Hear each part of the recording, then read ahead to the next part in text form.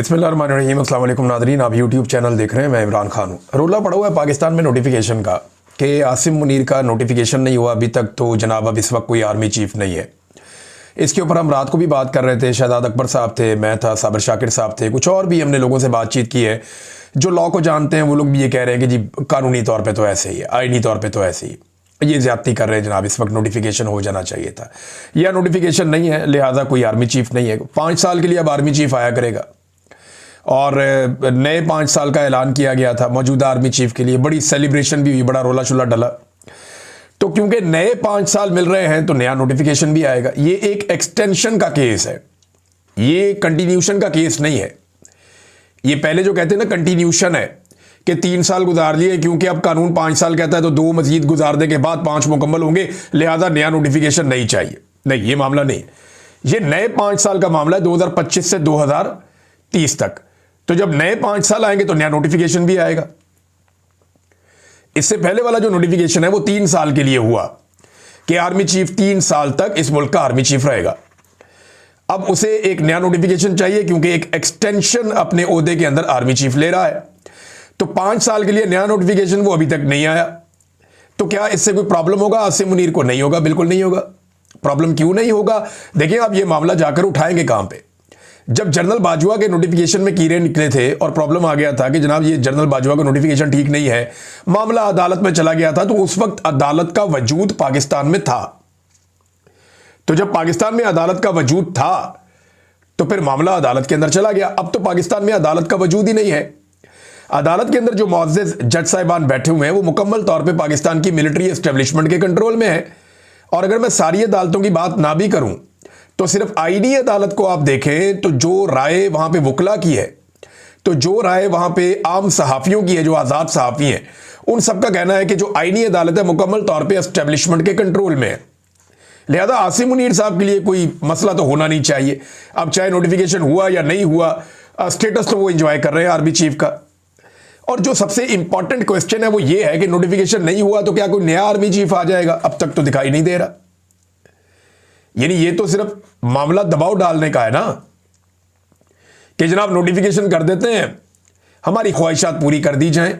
तो नवाज शरीफ साहब ने एक ख्वाहिश हाल ही में की भी है। जब 26 तारीख को उन्हें धूप लगवाई गई मियाँ साहब को, बड़े ज़ूमानी अंदाज में उन्होंने बात की थी कि जनाब इमरान खान नहीं, इमरान खान को लाने वालों को भी सबको जो है सजा देनी पड़ेगी। अब नवाज शरीफ साहब चाहते हैं निशान इबरत बनाना। कौन लोग हैं?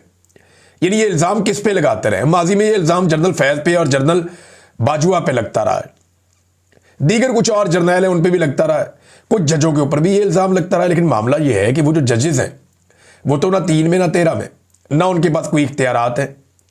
अब वो मामला कहां जाएगा मैं आपको बताता हूं। लेकिन नवाज शरीफ साहब की डिमांड एक्चुअली क्या है, जो मेन डिमांड है, जहां आके वो फंस गए हैं। नवाज शरीफ साहब की जो मेन एक्चुअल डिमांड है वो ये है कि इमरान खान साहब से हमें छुटकारा दिलाया जाए।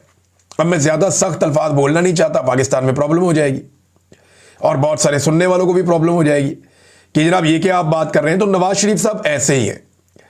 नवाज शरीफ साहब की अगर आपने 26 नवंबर की गुफ्तगू सुनी हो तो आपको आइडिया हो जाना चाहिए कि जमहूरियत से, इंसानियत से, इखलाकियात से, इकदार से मियां नवाज शरीफ साहब का या उनकी सियासत का कोई ताल्लुक नहीं है। मियां नवाज शरीफ साहब इस वक्त एक बिफरे हुए बैल बने हुए हैं और उन्हें सिर्फ वो करना है जो उनके और उनकी फैमिली के मफाद में। उसके बाहर ना उन्हें कुछ सूझता है, ना उन्हें कुछ दिखता है, ना कुछ समझ आता है। तो नवाज शरीफ साहब की डिमांड यह है कि इमरान खान साहब से पक्का पक्का छुटकारा दिया जाए, क्योंकि जब तक इमरान खान साहब मौजूद हैं और जब तक इमरान खान साहब की सियासत मौजूद है तब तक मियां नवाज शरीफ साहब का जो मजबूत हब लाहौर या पंजाब है वो भी वो कंट्रोल नहीं कर पा रहे। सारा कुछ करके इन्होंने देख लिया, सारी एक्सरसाइजेज कर ली, इमरान खान की मकबूलियत का ये मुकाबला नहीं कर पा रहे। अब नवाज शरीफ को चाहिए इमरान खान से छुटकारा, और ये मैं बड़े लंबे अरसे से आपको बता रहा हूं। तो क्या एस्टेब्लिशमेंट ये कर सकती है? जरा इस पे पहले थोड़ी सी बात कर लेते हैं। नवाज शरीफ साहब ना बहुत बुरी तरह फंसे हुए हैं, बहुत बुरी तरह फंसे हुए हैं। देखें, जिन पर नवाज शरीफ साहब ने इल्जाम लगाया ना कि ये इमरान खान को लाए, ये वही लोग हैं जो नवाज शरीफ साहब को बैरून मुल्क भगाने में और वापस इक्तदार लाने में भी मुलव्वस हैं।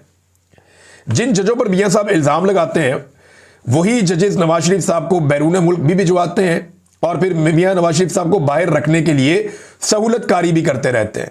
यानी 4 हफ्ते का कहकर भिजवाते हैं और मियां साहब वापस ही नहीं आते। टाइम गुजरता रहता है और 4 साल गुजर जाते हैं और वही जज साहिबान जिन पे नवाज शरीफ साहब को शिकवा है वो नवाज शरीफ साहब की सहूलतकारी करते रहते हैं। जिस बाजवा और फैज को नवाज शरीफ साहब बुरा कहते हैं, अब उन्होंने काफी हद तक शरीफ खानदान की मदद की है, पूरे खानदान की मदद की है। अब यानी आप अंदाजा करें ना कि जनरल फैज हमीद ने बाकायदा शरीफ खानदान के बंदों को इतलात दी कि जनाब आप पकड़े जाएंगे, आपके खिलाफ केस बन गया, ये हो रहा है, वो हो रहा है, टिकट पकड़े, आप निकले पाकिस्तान से। कई लोगों की जनरल फैज हमीद ने बहुत मदद की थी।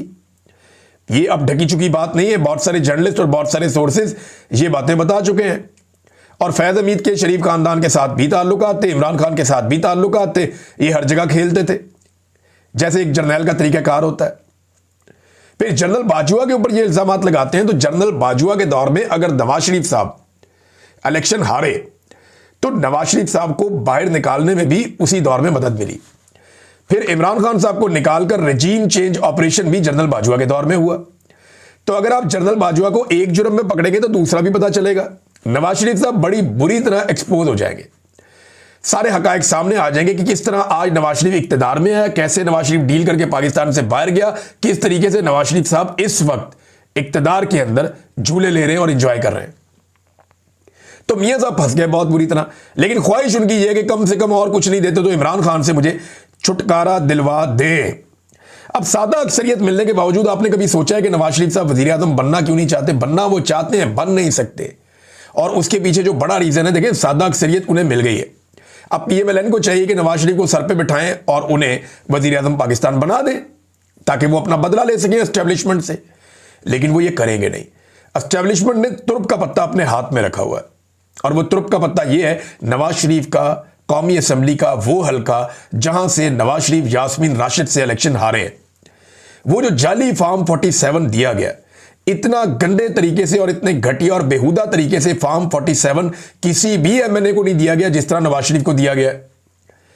अब जब चाहे नवाज शरीफ साहब को वो पकड़ के चौक पे फारिग कर दे, नवाज शरीफ साहब को बीच चौराहे फारिग कर दे, जब चाहे कर दे, और यास्मीन राशिद साहब अपनी सीट ले जाए तो वजीर आजम पाकिस्तान बन के चौथी मरतबा मट्टी पलीत हो जाएगी मियां साहब की। तो इससे बेहतर है कि मियां साहब फिलहाल वजीर आजम ना बने या उन्हें कोई बहुत बड़ी गारंटी दी जाए।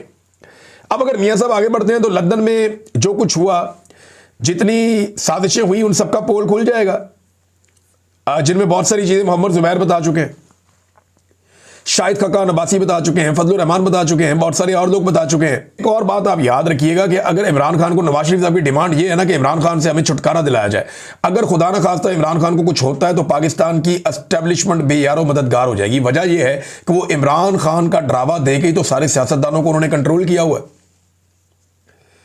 यानी इमरान खान साहब को जेल में रख के इमरान खान साहब का ड्रावा देकर पाकिस्तान की मिलिट्री एस्टेब्लिशमेंट ने पाकिस्तान के बड़े बड़े सियासी खानदानों को कंट्रोल किया हुआ है, जिसमें शरीफ खानदान है, जरदारी खानदान है, मौलाना फजलुर रहमान का खानदान है। ये सारे जो कंट्रोल हुए ये इमरान खान के खौफ से हुए। और इमरान खान के लिए सबसे बड़ा प्रॉब्लम उनकी मकबूलियत बनती जा रही है। वो मकबूलियत इतनी ज्यादा है कि ये सारे लोग मैदान में इमरान खान का मुकाबला कर नहीं सकते। और फौज या मिलिट्री एस्टेब्लिशमेंट वो बड़े आराम से इसको बतौर हथियार इस्तेमाल करती है कि फिर इमरान खान बाहर आ जाएगा तो फिर आप जाने और इमरान खान जाने। सियासतदान भी फौज को डराते रहते हैं, मिलिट्री एस्टेब्लिशमेंट को, आसिम मुनीर को, कि अगर इमरान खान आ गया तो वो आपको छोड़ेगा नहीं, वो आपके खिलाफ कार्रवाई करेगा, वो आपको जेल में डालेगा। अब ये इस्तिस्ना जो है ये उसी खौफ की वजह से है ना, वरना कोई पागल तो नहीं है कोई बंदा लेके इस्तिस्ना फिरना शुरू हो जाए और अपनी बेइज्जती भी करवा ले। एक गैर इस्लामी गैर शरई काम है, वो नहीं करना चाहिए था आर्मी चीफ को, लेकिन ये खौफ इतना बड़ा है जो उन्हें डरा दिया गया कि अब उन्हें वो गैर आईनी काम करना पड़ा ना, गैर इस्लामी गैर शरई काम है, मौलवी कह रहे हैं, मैं तो नहीं कह रहा। तो वो काम उन्हें करना पड़ा इसलिए कि इमरान खान साहब का खौफ है। और ये खौफ किसने फैलाया? सियासतदानों ने उनके दिल में डाला। और एस्टेब्लिशमेंट को ये पता है कि ये सारे इमरान खान से डरते हैं, लिहाजा अगर इमरान खान को कुछ हो गया तो हमारे पास कोई ऐसा खौफ बाकी नहीं रहेगा, कोई हमारे पास ऐसा हथियार बाकी नहीं रहेगा जिससे इन सियासतदानों को डराया जा सके। अब मैं ये नहीं कह रहा कि इमरान खान को इस्तेमाल करेगी मिलिट्री एस्टेब्लिशमेंट। अगर मिलिट्री एस्टेब्लिशमेंट अदलिया पे दबाव डालना बंद कर दे तो इमरान खान साहब एक हफ्ते में बाहर आ जाएंगे। जैसे ही इमरान खान साहब बाहर आएंगे इन सबका भट्टा बैठ जाएगा, ये सारे जानते हैं। तो ये एक दूसरे की इंश्योरेंस पॉलिसी एक दूसरे के साथ भी चलेंगे। अब कुछ अस्करी ओहदे जो बड़े अहम हैं वो खाली पड़े हुए, खैंचातानी चल रही है। पहले एक तासुर होता था फौज के बारे में कि ये स्कूल के बच्चों की तरह बड़े ओबीडियंट और बड़े डिसिप्लिन्ड होते हैं, लेकिन अब ये तासुर जनरल बाजवा के दौर में और जनरल आसिम मुनीर के दौर में बहुत हद तक ज़ायल हुआ। जब लोगों को उठाया गया, उनको टॉर्चर किया गया और बार बार ये चीज़ें टाउट्स के जरिए से टीवी पे डिस्कस की गई कि फलाने को फलाना होता, फलाने को फलाना होता, उसको ये मिलना चाहिए, तो हमें ये समझ आई कि जनाब ओहदों के चक्कर में ये कुछ भी कर सकते हैं। ये एक तरह का इख्तियार है ना, इक़्तिदार है, ओहदा मिल जाना। तो मिलिट्री एस्टेब्लिशमेंट के अंदर या अस्करी क़यादत के अंदर भी एक खींचातानी चल रही है, कोई डिसिप्लिन वहाँ ऐसा नहीं होता। उसके बारे में कुछ खबरें जो है मार्केट में लॉन्च भी हो रही हैं। शहजाद अकबर साहब ने एक खबर दी है, वो इंपॉर्टेंट खबर है। वो ये कहते हैं रावलपिंडी में सब अच्छा नहीं है, 3 आम फौजी ओहदों के लिए 20 से ज़ायद जो है मुख्तलिफ 3 स्टार 4 स्टार मैदान में उतर चुके हैं और जनाब बड़ी अजीबोगरीब साजिशें चल रही हैं। और पिछले 72 घंटों में एक अहम जर्नैल के खासे बदनाम भाई को उठाया गया। उसने उठाने वालों के सामने काफ़ी कुछ उगला, लेकिन साथ ही साथ उसने ये भी बता दिया कि जो उठाने वाले हैं, जो उनका बॉस है, उसके बेटे के साथ भी वो मिलकर कार्रवाइयाँ डालता रहता है और साथ सबूत भी सामने रख दिए। और ये भी बता दिया कि बेटा तो बेनामी है, असल जो उसका इंटरेस्ट है वो तो उठाने वालों, मेन आदमी जो उनका बड़ा है वो उसका वालिद है, और अब उठाने वाले परेशान है कि कार्रवाई करें या फिर माफ़ी मांगे। तो इस किस्म की अंदरूने खाना साजिशें भी चल रही हैं बकौल शहजाद अकबर साहब के। ये नॉर्मल है, इसको रूटीन के तौर पे लेना चाहिए, इसलिए कि ये ओहदों के चक्कर में किसी भी लेवल तक जा सकते हैं। आपने आसिम मुनीर साहब को देखा नहीं, 2 आईनी तरमीम करवा ली उन्होंने अपनी एक्सटेंशन के लिए, अपने मामला सीधे करने के लिए, अपनी ताहयात इस्तिस्ना के लिए, ताहयात मुराद के लिए 2 उन्होंने अहम तरीन आईनी तरमीम करवा ली। आपको याद नहीं है जनरल ज़िया-उल-हक ने आइन में तरमीम करवा ली थी 8वीं, सारे इख्तियारात ले लिए थे। आपको याद नहीं है आइन का हुलिया बिगाड़ दिया था परवेज मुशर्रफ ने, LFO करवा लिया था, लीगल फ्रेमवर्क ऑर्डर। तो ये तरीकाकार होता है, यानी जिनको इनको इक़्तिदार पसंद है और ये इक़्तिदार की खातिर किसी भी लेवल तक जा सकते हैं। अब नाज़रीन, नौरीन खानम का जो भारतीय चैनल को इंटरव्यू है उसको लेकर बहुत ज़्यादा पाकिस्तान में उछल कूद हो रही है, मगर नवाज शरीफ साहब के अब कई इंटरव्यूज़ निकालकर पाकिस्तान तहरीक इंसाफ ने सामने रख दिए तो काफ़ी ठंड पड़ गई है।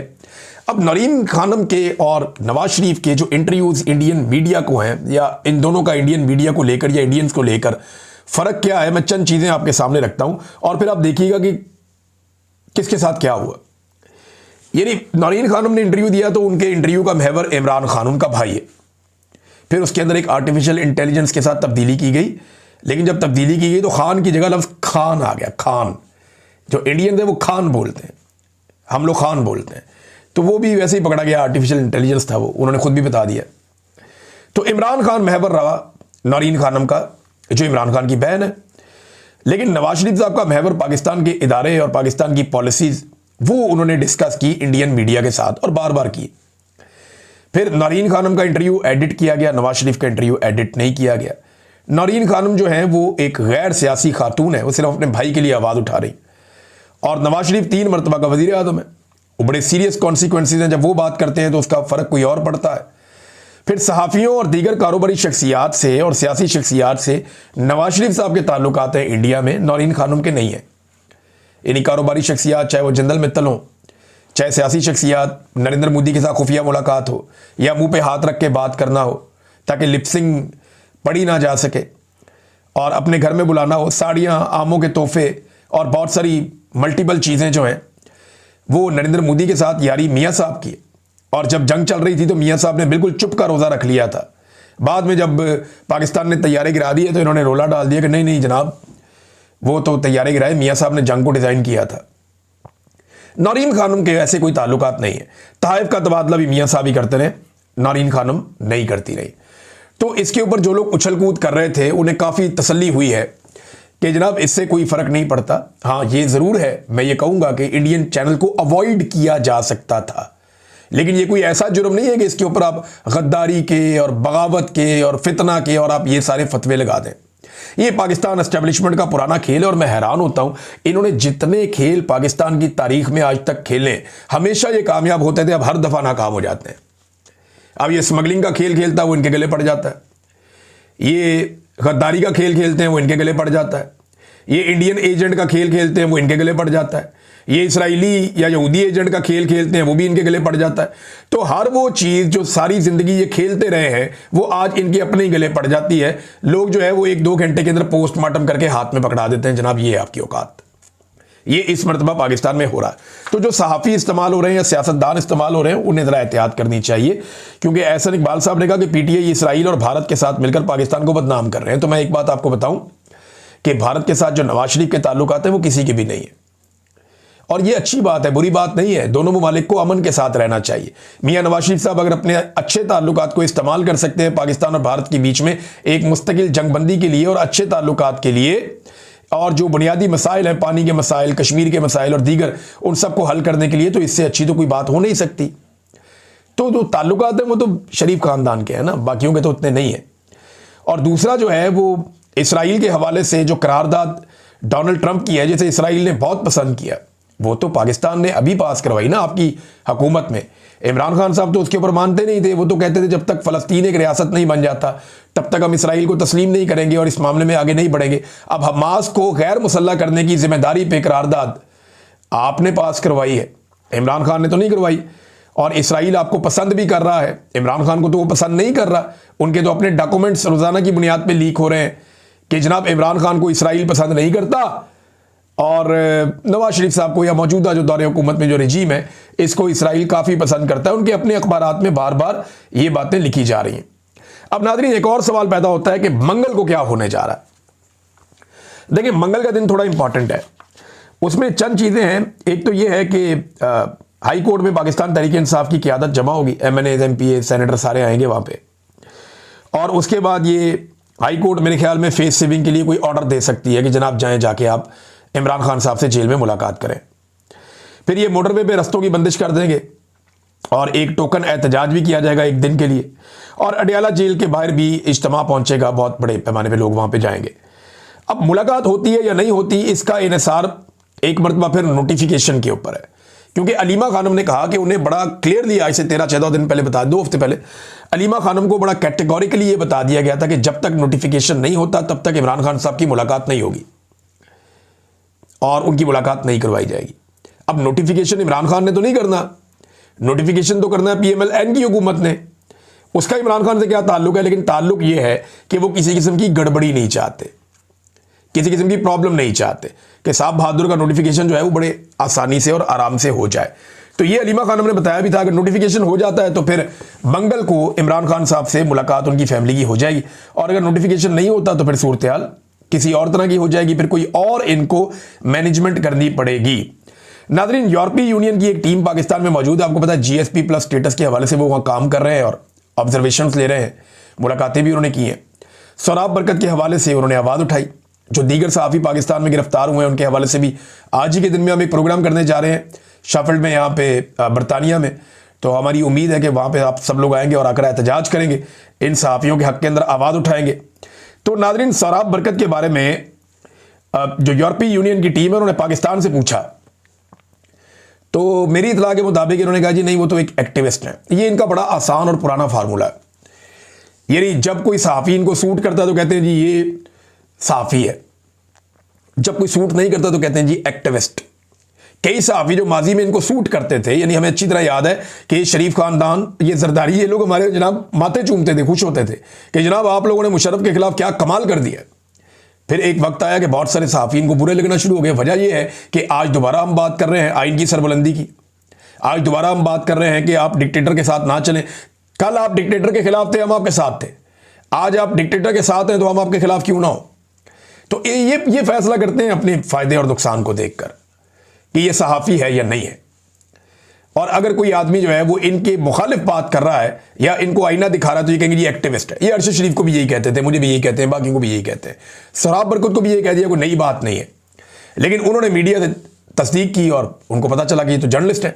तो ये मामला यार रुकेगा नहीं है, अभी और उठेगा। अभी आप देखिएगा, इसके ऊपर मजीद जगहों पे भी हम आवाज़ उठाएंगे और कश्मीर में बड़ी ज़ोरदार आवाज़ उठ रही है। तो पाकिस्तान की गवर्नमेंट के लिए बेहतर यह है कि वो सोराब बरकत को और बाकी सहाफ़ियों को आज़ाद करें और तौबा करें, ये हरकतें करना बंद करें, क्योंकि रियासती जबर सहाफ़ियों के ऊपर लगातार बढ़ता चला जा रहा है। नादरीन, बहुत सारा पैसा खर्चने के बावजूद, प्लॉट्स की लालच देने के बावजूद, बहुत सारी और लालचें देने के बावजूद कराची में बहुत बड़ा झटका लगा है हुकूमत को कि Sindh high court bar association का इलेक्शन ये हार गए। और ये 27वीं तरमीम के खिलाफ एक बड़ा रिएक्शन है वकला की जानिब से। तो कराची से जो अगर कोई तहरीक चलनी है तो उसके लिए ठंडी हवा चल पड़ी है। लाहौर बहुत इंपॉर्टेंट है इस सूरत हाल में, लाहौर, रावलपिंडी, इस्लामाबाद, ये चंद जगह बड़ी इंपॉर्टेंट है। अगर लाहौर में चल जाती है तहरीक और लाहौर के अंदर वकला इकट्ठे हो जाते हैं और मजबूती से खड़े हो जाते हैं 27वीं आईनी तरमीम के खिलाफ, तो इसका इंपैक्ट कैपिटल पे, इस्लामाबाद पे आएगा। रावलपिंडी, इस्लामाबाद में जब इसका इंपैक्ट आया तो फिर आप देखिएगा कि पेशावर और कोयटा और हर जगह से आपको आवाजें आएंगी और बहुत तेजी से वकला तहरीक खड़ी होना शुरू हो जाएगी। बहरहाल कराची में एक बड़ी कामयाबी मिली है हुकूमती इत्तेहाद के खिलाफ अपोजिशन को, और उन्होंने वहां पे क्लीन स्वीप कर दिया है। नादरीन, हरीपुर की धांधली जो है वो एक के बाद एक करके एक्सपोज हो रही है। तैमूर सलीम झगड़ा साहब ने सारे के सारे फॉर्म 45 सामने रख दिए। उन्होंने कहा जी कोई फर्क नहीं है हुकूमत के और हमारे इन फॉर्म 45 में, बल्कि उन्होंने ये बताया कि इलेक्शन कमीशन आज तक फॉर्म 45, 46 और 48 जारी नहीं कर सका। 602 में से 599 फॉर्म 45 के मुताबिक पीटीआई उम्मीदवार को 1,49,782, जबकि बाबर नवाज को 1,24,686 वोट मिले। यूं 25,000 से ज्यादा की लीड जो पाकिस्तान तहरीक इंसाफ के उम्मीदवार के पास थी, और 67% पोलिंग स्टेशन पे पीटीआई आगे थी। लेकिन बाद में इसको तब्दील कर दिया गया और जीत को हार में बदल दिया गया, और 28% उनकी जीत की परसेंटेज रह गई 67% से कम होते होते। अब रिकॉर्ड कुछ और कह रहा है और election commission of Pakistan form 47 में कुछ और कह रहा है। तो वो कह रहे हैं जी हमारे पास हर स्टेशन के अंगूठों और दस्तखतों और एजेंट्स की तस्दीक शुदा असल कॉपियां मौजूद हैं, और ये बाकायदा उन्होंने जारी कर दी है सोशल मीडिया के ऊपर, आप जाकर देख सकते हैं। तो ये हुआ जनाब हरीपुर का इलेक्शन, और ये बिल्कुल मुख्तलिफ नहीं है। अगर इस तरह इलेक्शन करवाने हैं तो पाकिस्तान में तो फिर इलेक्शन का वजूद ही खत्म हो जाएगा ना। हाँ, पीएमएलएन को वोट पड़े, ऐसा नहीं है। हरीपुर में, एबटाबाद में, ये मानसेरा का जो पूरा इलाका है, यहाँ पे नवाज शरीफ का वोट बैंक बहुत तगड़ा है और बहुत पुराना है, बहुत पुराना है और तगड़ा वोट बैंक है, लेकिन जीतने की पोजीशन में नहीं है। यही 25,000 की लीड से वो हारे हैं। अब तक के लिए इतना ही। अपना ख्याल रखिएगा, अपने चैनल का भी। अल्लाह हाफिज।